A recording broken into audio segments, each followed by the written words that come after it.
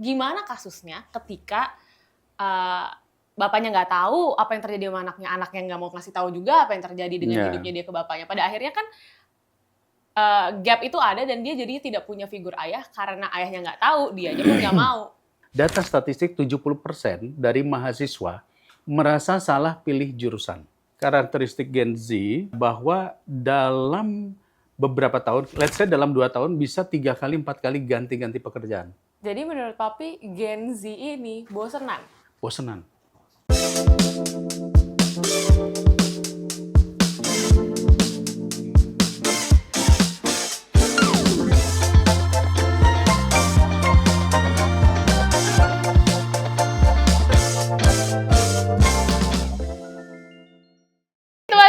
Selamat datang. Ini adalah podcast Neisha dan juga Papi Dede. Namanya adalah Nay and Dad.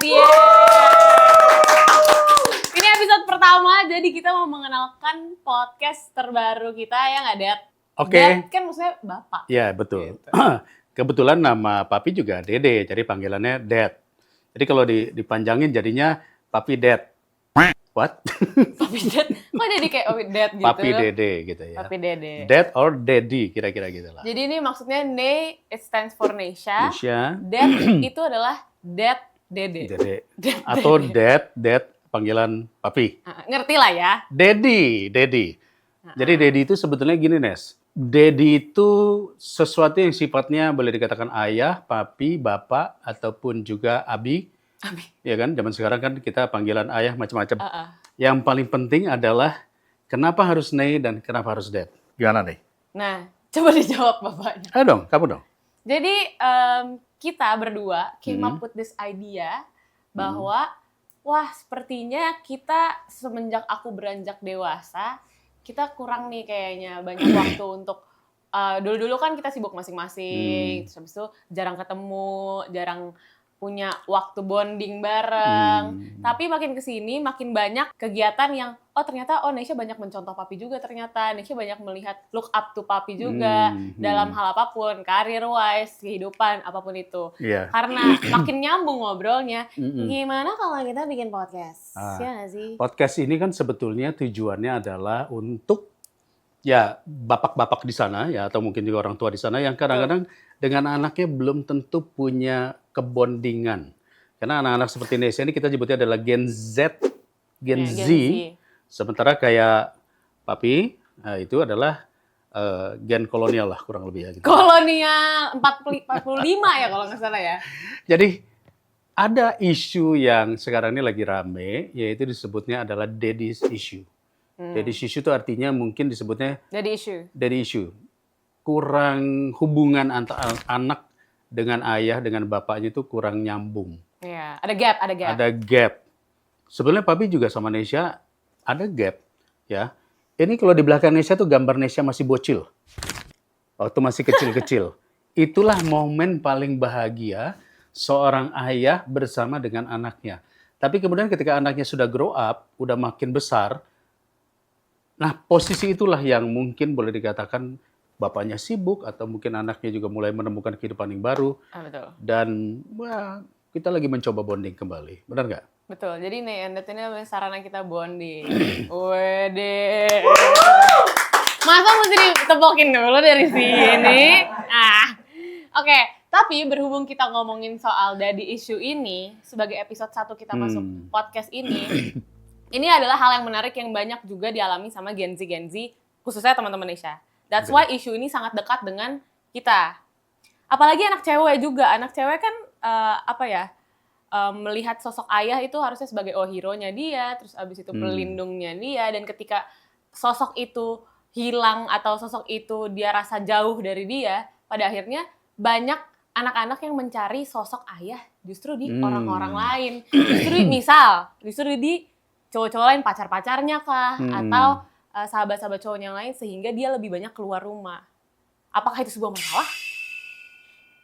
Nah, ini sesuatu yang harus dijawab secara jujur ya.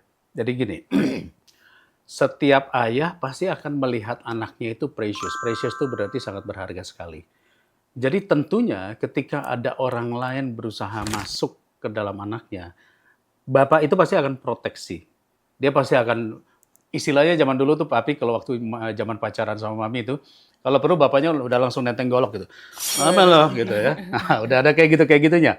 Zaman sekarang tentu kayaknya nggak bisa seperti itu. Approach-nya pasti akan beda. Approach-nya akan beda. That's why setiap ayah pasti punya masalah ketika anaknya dekat dengan orang lain di luar. Nah, itulah kenapa ya, ini supaya kawan-kawan juga semua tahu, saya ketika Nesya punya sahabat yang kemudian sahabat itu begitu dia sayangi dan kemudian one day sahabat itu meninggalkan Nesya dan Nesya down sekali pada saat itu, kita semua pada panik. Karena seolah-olah kita nggak bisa menyelamatkan Nesya, karena Nesya berada dalam satu dimensi sendiri, dalam satu kehidupan sendiri. Disitulah papi terus kemudian berpikir, jangan-jangan selama ini papi kurang bonding, kurang bisa masuk ke dalam Nesya, sehingga Nesya akhirnya mencari perdamaian entah di mana, di luar dengan teman-teman, atau bahkan datang ke makam sahabatnya Nesya pada saat itu. Gimana kasusnya ketika bapaknya nggak tahu apa yang terjadi sama anaknya nggak mau ngasih tahu juga apa yang terjadi dengan hidupnya dia ke bapaknya. Pada akhirnya kan gap itu ada dan dia jadi tidak punya figur ayah karena ayahnya nggak tahu, dia aja pun nggak mau. Jadi podcast ini sebetulnya adalah sebuah sarana buat para ayah di luar sana yang mungkin kurang bonding sama anaknya. Nah, momen seperti inilah yang mestinya kita jadikan sebagai anak adalah friends, anak adalah sahabat kita. Anak adalah sahabat kita yang tentunya perlu bimbingan juga, perlu arahan juga. Bestie. Tapi kita sekarang lagi manggilnya kita bestie ya. Kita ke salon bareng-bareng, kita ke kafe bareng-bareng, kita makan bareng-bareng ya. Gunting kuku, mani-pedi kita bareng-bareng gitu ya. Nah, jadi seorang ayah juga harus masuk ke dalam lingkungan ataupun juga kondisi si anak. Nah, inilah yang lagi kita coba. Akhirnya dalam beberapa saat, beberapa waktu, ternyata Nesya juga punya kesamaan yang sama. Jadi, thank you Nesya for your ide. Kita bikin podcast ini. Mantap, Negaji.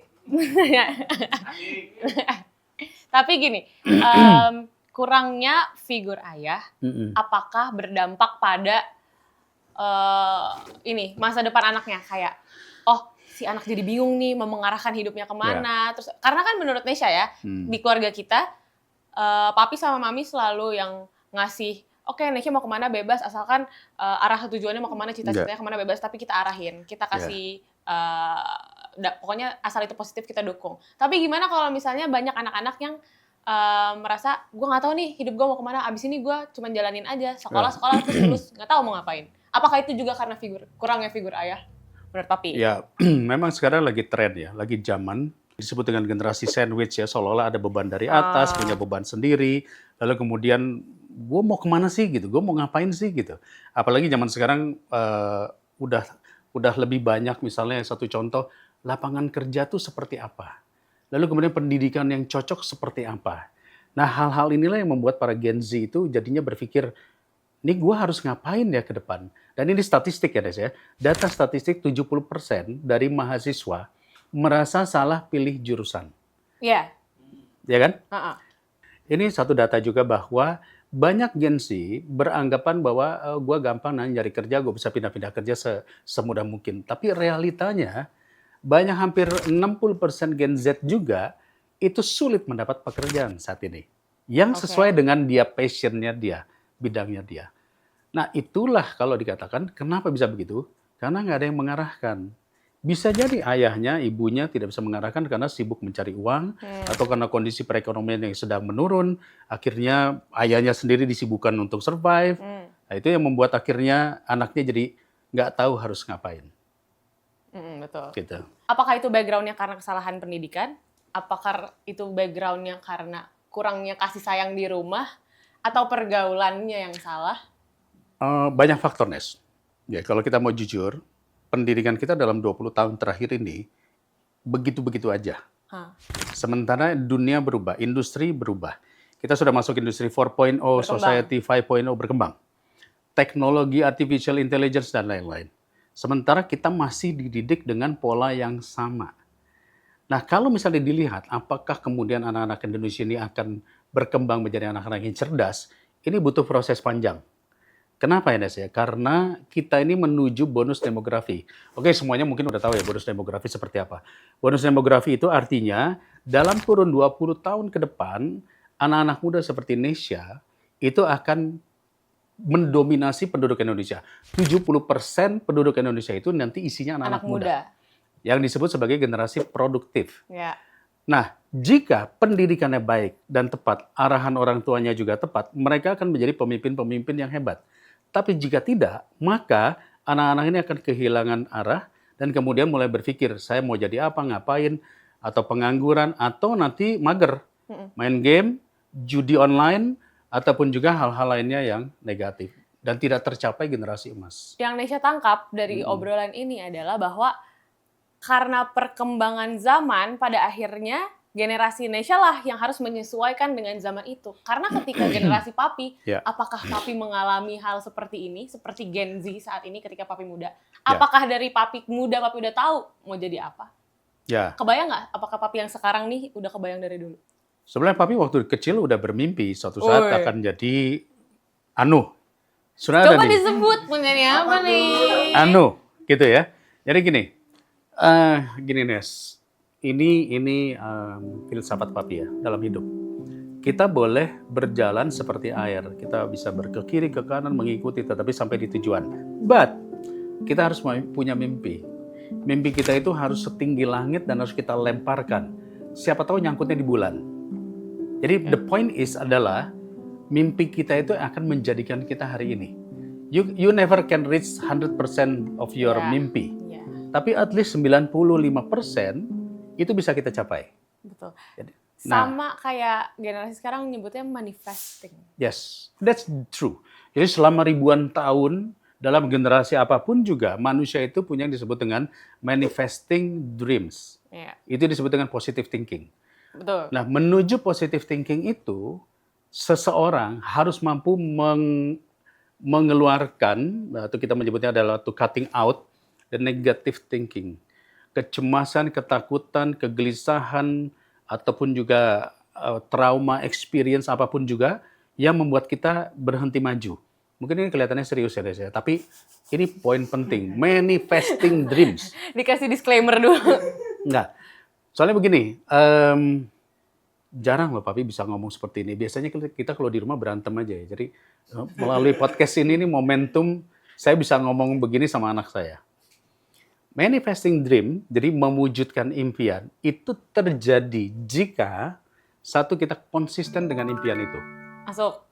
Kalau kita tidak konsisten, kita ibaratnya hari ini saya mau jadi orang kaya. Tapi dalam perjalanannya, orang kaya banyak proposal yang datang, nanti gue ganti aja deh, gue mau jadi katakanlah pengusaha. Berubah lagi jadi pengusaha. Begitu jadi pengusaha, tiba-tiba dia bilang, wah gue terlalu banyak karyawan yang harus digaji, gue mau jadi artis aja deh. Berubah jadi artis. Tiba-tiba jadi artis, terlalu banyak netizen yang haters jadi ke gue, berubah lagi. Jadi dia hidupnya begini. Iya. Kalau manifesting dreams, dari awal, saya mau jadi let's say whatever, presiden. Saya mau jadi presiden. Untuk menjadi presiden, saya harus melewati berbagai fase. Let it be dan konsisten, maka kita akan melewati fase demi fase itu dengan sesuatu yang enjoy. Jadi menurut Papi, Gen Z ini bosenan? Bosenan. Coba kita lemparkan nanti kepada yang nonton, apakah setuju? Data. Ada data yang mengatakan karakteristik Gen Z bahwa dalam beberapa tahun, let's say dalam 2 tahun bisa 3 kali, 4 kali ganti-ganti pekerjaan. Oke. Itu ada data juga yang mengatakan demikian. Ya. Artinya begitu dia masuk dari satu tempat, terus kemudian dia merasa nggak nyaman, mungkin karena bosnya, lingkungan yang toksik, atau mungkin juga teman-temannya yang nggak enjoy, dia bisa cari pekerjaan di tempat lain lagi. Dia pindah. Tapi satu hal yang diambil dari situ adalah bahwa mereka tetap capable untuk melakukan pekerjaannya itu. I agree with you. Anak Gen Z jauh lebih pintar, lebih cerdas daripada Gen sebelumnya. Why? Karena begitu lahir kamu sudah punya handphone. Lahir kamu udah melek dengan gadget. Sementara anak-anak yang lain masih main po ame-ame, belalang kupu. Kamu sudah lihat ya kagak pas lahir juga. Cek, Baby Shark, gimana sih lagunya tuh? Iya. Artinya kamu lahir, kamu sudah punya teknologi di tangan kamu. Betul. The point is adalah bahwa teknologi itu belum digunakan untuk to develop, untuk mengembangkan diri dengan benar. Oke. Masih habis fokus untuk hal-hal yang sifatnya lebih ke media sosial, aktualisasi diri, dan Oke. seterusnya. Tapi untuk mencapai wisdomnya generasi papi di usia segini itu memang butuh proses kan untuk mereka berubah menjadi lebih mature, berubah menjadi lebih wise. Sama halnya dengan Gen Z, nggak terima. Sama halnya dengan Gen Z yang pada akhirnya, ya umur segini mereka masih banyak yang melakukan pencarian jati diri, terus mereka akan terus berkembang dan menjadi lebih baik juga. Betul nggak? Karena nggak bisa sama ratakan semua Gen Z itu sama. Betul. Menurut papi? Menurut papi benar, that's true, absolutely. Papi seorang yang hobinya bela diri, dimanapun belajar bela diri sendiri nggak akan bisa. Yeah. You need a teacher, you need a master, you need orang yang bisa memberikan arahan, orang yang sudah melewati fase itu dengan aman, dengan damai. Sehingga master atau teacher itu akan mengajarkan, next kalau kamu mau lakukan ini, do these things. Berarti gitu. Cari guru yang tepat. Menurut my master. No, I'm not the master. Ya kan tetap aja kan boleh dong Gen Z juga memiliki role model. Boleh. Kalau mau ambil dari orang tuanya boleh. Ya. Mau ambil dari saudaranya, pamannya, whoever. Karena yang biasanya jauh lebih mudah untuk kita contoh gitu kan. Nah, menurut papi bagaimanakah? Apakah Nesya sesuai dengan karakter Gen Z yang seperti itu? Aku kan Gen Z nih ya, teman-teman. Ya, ini berat ya. Iya. Ini pertanyaan yang berat. Karena jujur, papi nggak pernah ngarahin Nesya untuk jadi apa. Papi nggak pernah menyuruh Nesya, Nes kamu harus jadi artis. Nggak, sama sekali nggak.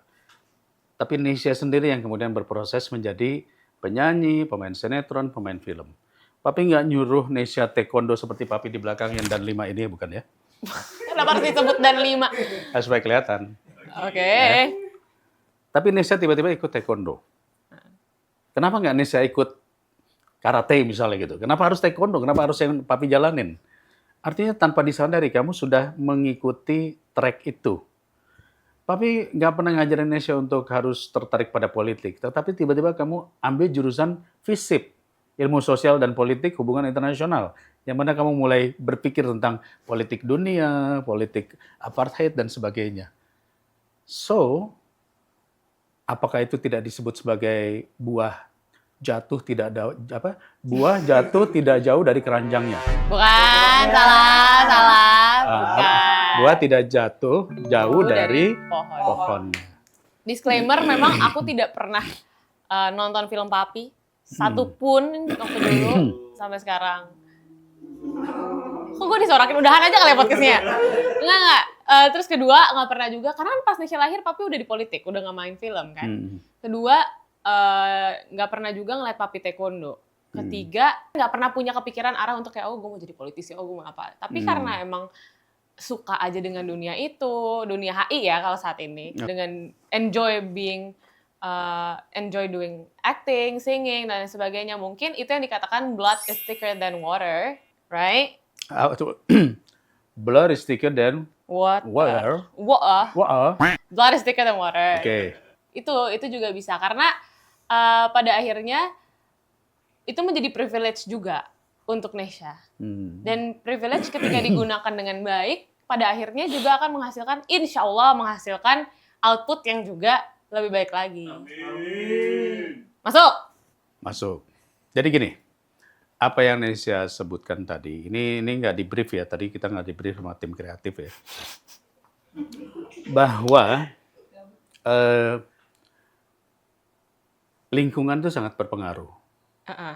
Oke. Seorang keluarga yang lingkungannya membaca buku di library, punya banyak bacaan-bacaan anak, itu biasanya akan terpengaruh untuk membaca. Oke.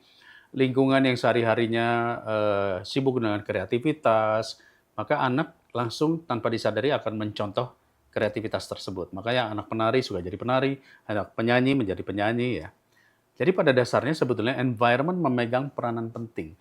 Itu sebabnya kalau misalnya ada orang tua yang tidak menyiapkan a good environment pada anak, di rumah berantem, ribut, ngomel-ngomel dan sebagainya, yang ditangkap oleh anak adalah that environment.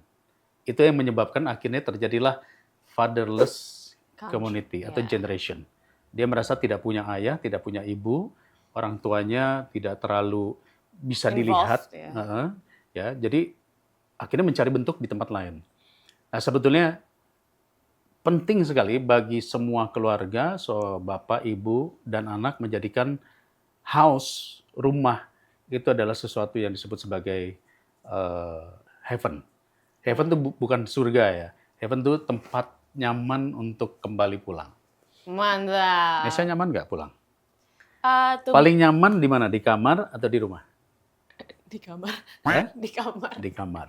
Tapi kamu nyaman pulang kan? Nyaman pulang. Nah, Karena pada akhirnya Nesha karena tahu. seperti orang-orang yang seperti ini nih jarang pulang. Ini Bang Toib semua ini. Kelihatan tuh udah pada ngantuk-ngantuk gitu mukanya. Tapi yang Papi bilang tadi adalah sama seperti yang Nesha bilang bahwa lingkungan yang paling deket tuh pada akhirnya akan jadi contoh yang paling sering dilihat, yang paling sering ditiru. Karena secara nggak langsung juga, Nesha kan sering ditanya sama orang kayak, siapa role modelnya siapa gitu. And I can never think of one except, ini pengakuan dosa ya. Mungkin karena Nesha jadi sering lihat Papi, jadinya arahnya jadi ke situ dan Nesha bilang kayak sebenarnya bapak gue sih, gue sebenarnya melihat sebenarnya bapak gue sih, jadi gue suka melihat kan kayak Papi seperti apa kayak gitu. Ya, I wanna be someone someday I can see that mungkin gue bisa seperti itu atau gue bisa lebih dari seperti itu. Gitu. Ini nggak scripted kan? Nggak kan? Ini pengakuan dosa, kenapa sih?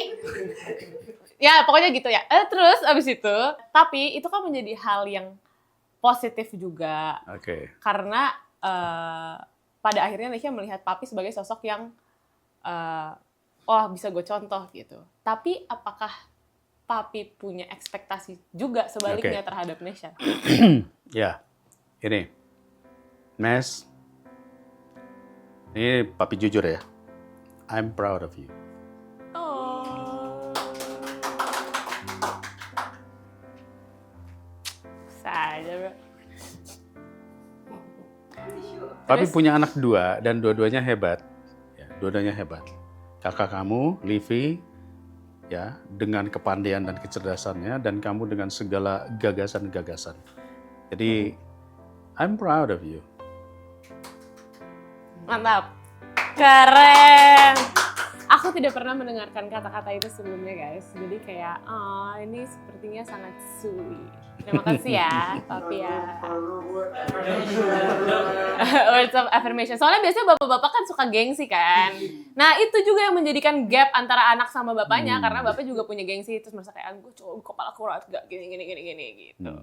Padahal Itu bapak-bapak, ya begini kan, setiap bapak-bapak telah melewati proses pembelajaran yang mungkin tiap orang berbeda, up and down yang berbeda, dan kadang-kadang kalau di rumah tuh dia merasa dia adalah kepala keluarga.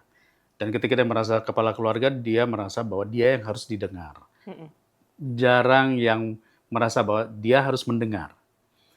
I don't know, tapi after that experience, Papi melihat, ya kebetulan Papi di politik ya, kan Papi selalu mendengar masyarakat, rakyat, tapi kadang-kadang Papi nggak mendengar anak sendiri. Nah, kejadian yang kamu yang like 6 months ago itu like ketika kamu down, membuat Papi, yes, I have to listen to my own children. That's it. So I have to say thank you to you from my deepest heart Thank you. because thank you for being there. Thank you for being such a great example for your kids, for your family, and just to be you as a dad. I'm so grateful, and I wouldn't trade my dad for anyone else in the world. Terima kasih Papi. Thank you. Thank you for being proud of me, and I will show you that I won't let you down. I won't let my family down, insya Allah. Yuk kita berpelukan dulu biar aku nggak sedih lagi. Oke, udah kali ya. Kita ganti mood dulu. Ganti mood, oke. Ganti mood dulu ya. Kita happy dulu ya. Nggak usah berlebih. Kelihatan aktornya ya, gitu. Terus tapi tadi udah ada briefing dari tim kreatif. BTW kita mau dikasih game katanya. Oke. Coba kakak-kakak kreatif berikan gamenya. Jadi nanti kita akan tanya ke satu orang, Nesha atau Papi Dede, tentang satu sama lain. Oke. Oke. Ya. Sweet. Ya boleh. Nggak usah. Ya. Oke, sweet dulu. Yang kalah yang ditanya. Sweet.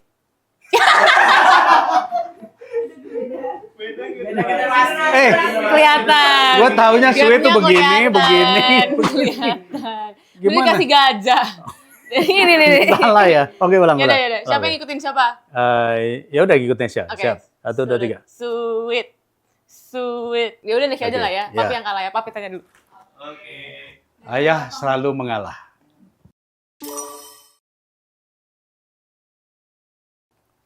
Siti. Jawabannya betul. Siapakah nama panjang bapak dari Siti? Muhammad bin Thohir. Betul. Nggak salah nggak ada ya. Katanya karena Nin Ayu, ibunya Papi waktu itu, kalau nggak salah pas hamil, apa pas melahirkan atau apa, lagi syuting film Macan Kemayoran, betul nggak? Bukan ya, salah ya? Ayo dong, kasih tahu dong, spill. Betul. Soalnya kan banyak yang seliweran Betul. gitu. Memang sebetulnya ada cerita panjang, Nes. Nanti jadi satu episode lagi nih ceritanya. Jadi itu benar, tapi yang benar itu adalah waktu nenek Nin Ayu sedang mengandung Papi ke berapa bulan ya, 9 bulan, itu mimpi didatengin anak macan. Oh, ini Anak macannya itu menyender. Itu sebetulnya yang terjadi sebenarnya. Untungnya yang datang adalah macan. Kalau datangnya kucing, Dede, Yusuf, Meong, Effendi. Masa roar begitu? wow. Jangan, takut banget. Takut deh podcast ini mengubah Papi, jadi dirinya berubah. Oke, next.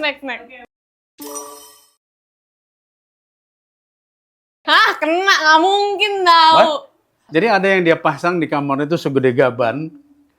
Siapa yang namanya ya? Tapi itu Bukan Jungkook ya? Jungkook bukan? Nah, ini klarifikasi dulu. Yang dipasang itu gede banget itu adalah Song Joong Ki. Itu pemain film. Yang Tapi jadi yang Vincenzo. Yang BTS? Salah, bukan Jungkook juga. Papi cuma tahu Jungkook. Jungkook, Jungki, Jungkang. Jungkang dong. Salah. Nah. Ada, namanya V.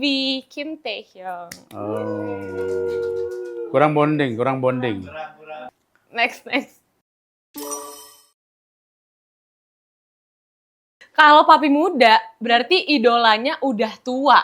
Berarti sekarang idolanya udah sekitar umur 80 tahun. No. Enggak. No.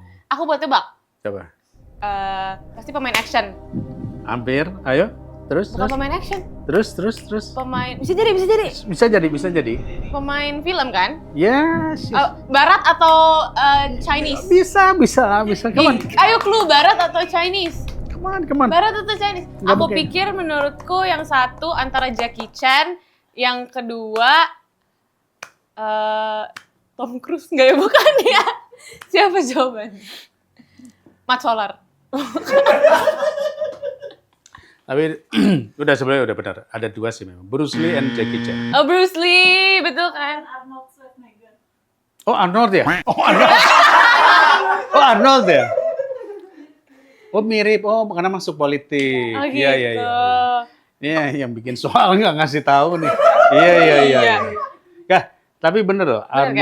Arnold itu waktu Papi masih SMA, yang mendorong Papi untuk fitness, training, weightlifting dan sebagainya itu ya Arnold. Dulu Papi cungkring. Si Arnold kenal banget. Nah, dulu cungkring segini. Gara-gara si Arnold jadi segini. Itu makan mulu. Si Arnold. Oke. Tapi Jackie Chan bener ya? Jackie Chan benar. Arnold juga benar. Tom Cruise? Tom Cruise datang belakangan. Sekarang soalnya masih ganteng, udah 60 tahun.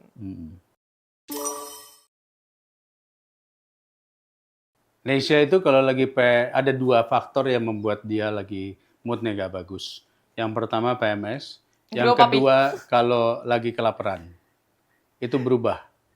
Itu kita menyebutnya kalau dia berubah itu langsung berubah jadi Hulk. Jangan begitu dong, ntar orang-orang ngiranya begitu. Gitu ya. Enggak ya guys ya, aku malah lembut aslinya. Yang bisa merubah mood Nesya itu adalah kalau diajak kopi atau makan cantik. Bener nggak? Sebenarnya nggak harus ngopi atau makan cantik, tapi makan enak. Oh, ganti ya sekarang. Enggak. Makan Tapi enak. benar, kalau misalnya ada makanan terus makanannya enak, wah itu moodnya bagus. Tapi kalau misalnya makan tapi kayak masih kayak oh ya udah biasa aja atau justru makanan yang gak enak tuh jadi bete. Happy tummy, happy me. Oh, Gitu konsepnya. mantap. Jadi waktu papi debut itu, Ngebut. Aduh. Kalau kita lihat di situ tuh, ada nggak di kamera? ada Di situ ada tulisannya, urutannya tuh dari atas, kedua, ketiga, apa? Model, presenter, aktor, produser, sutradara. Jadi jawabannya dikunci model. Bener? Bener Pak Dede? betul. Makasih ya udah dipasang gitu.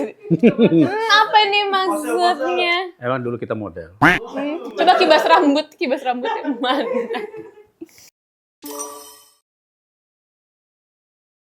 Tipe apa? Keriting. Iya lagi. Keriting mirip papi. Nggak selalu mirip papi. Bener nggak? Nggak mirip papi, Tapi tapi keriting. keriting. Ah, keriting. Kebetulan. Kebetulan. Kebetulannya berkali-kali. Keriting melulu. Iya. Iya betul. Tapi kan yang Oke. penting baik hatinya. Ya. Coba tunjuk. Siapa tahu ada yang nonton. Next.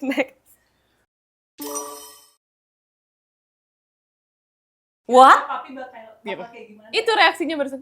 What?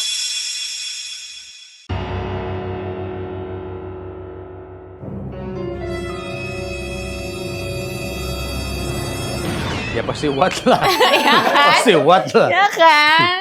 Pasti what lah. Nggak mungkin terus, oh I'm happy for you. Nggak mungkin. Selamat. What? Pasti jawaban semua bapak-bapak Kenapa? adalah Kenapa? what? Why? Why? Itu pertanyaannya kenapa? Ya. What? Why? Why? Kenapa jawabannya what? How? When? Where? Gitu. Semua jawaban orang tua pasti adalah what and why. Setiap orang pasti punya putusan, tetapi keputusan itu pasti ada why-nya. Ada why-nya dan ada what-nya. Kita mau bikin film pun bukan soal what-nya, tapi why-nya. Kenapa? Kenapa harus dibikin filmnya? Iya. Kenapa podcast ini harus dibikin? What-nya adalah podcast ini. Tapi kenapa podcast ini harus dibikin? Why? Karena itu tadi. Cara untuk membonding antara ayah dengan anaknya, that's the why. What-nya adalah ini sesuatu yang baru. Gitu. Nah, ini nih pembahasan ini off cam bakal panjang lagi nih, salah kreatif ya pokoknya siapa suruh bikin pertanyaan kayak gini.